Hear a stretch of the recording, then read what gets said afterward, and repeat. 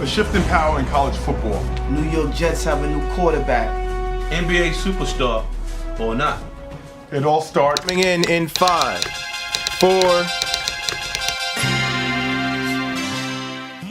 Hi, welcome to Real Guys Talk Sports. I'm Mr. Real Life. And to my left, Dr. Sports. and to my right, Old school, the Dean.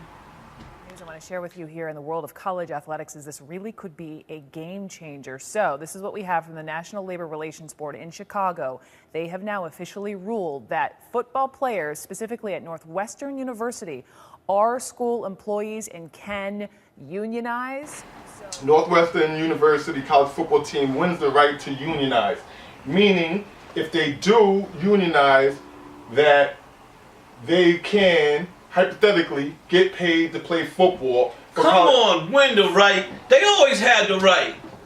They got to go to the judge to give them something they should have been had. Yeah, they had to. You talking about they're going to pay them for it? About time?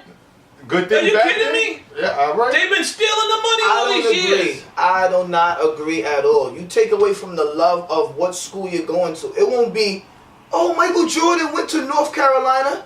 It'll be, North Carolina's paying that 10 stacks, baby. Well, was it that North Carolina? You can still go to your hometown school. You No, just I'm get saying paid the for that love now. for it, like the love for that school, the history of that school, everything would change. I It'll think just money, be money pesos. shows love. Money shows love.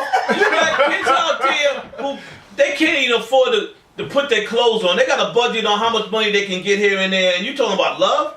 It's true. We're talking now. about survival here. Half these kids coming from poverty backgrounds. They're trying to survive. Well, studies have showed that college football teams, I don't know about basketball teams, put in an average of 50 to 60 hours of extra work besides academics, just for practices and everything. 50 to 60 hours of work, not including games per week. So, listen, a scholarship, okay, but they don't get it twisted. These schools want you to come there for a We're specific talking reason. overtime hours already, and they're not They- even getting paid. They I want you to feel- come there for your athletic power, so the school knows that they're going to benefit from you. They're not just accepting anybody off the street to come play football for you. They're selecting a select few kids. So they're for a targeting. reason. They're Yeah, targeting they're targeting. certain select kids. But if the university wants the student, right, for his athletic abilities, then the student will want them to pay that certain money. Exactly. That's the exact thing. They want you to pay that certain money. That's exactly Changing the right. love of the history, man. That's how I feel. But things always change. Now, just because you've been getting away with it for 100, 200, 300 years, doesn't mean that a change shouldn't happen. I mean, I'm not here for love and all that stuff. I'm just saying, keep it logical, keep it realistic. If the union's the first step for them to make arrangements for these kids to get some kind of financial money, then I'm with it. I just want to see where we're going, what direction we're going. Is this a union? Where we go from here? They call that graduating college. Graduate. Enter the real world, make them pesos. Well, just yeah, you could definitely graduate if you want. But listen, a student that works in the university library gets a check.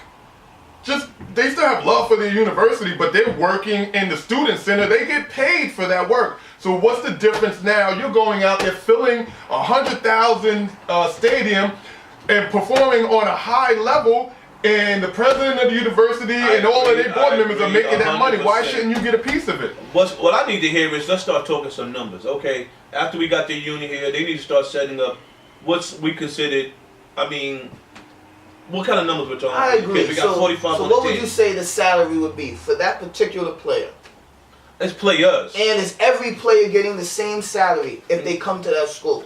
Well, we're negotiating how much each player get. I say each player should get between $100,000 and $200,000. Because there's no way the number one player in the state of New Jersey should get, you know what I'm saying, should get paid more than the number one player coming from wherever he's coming from.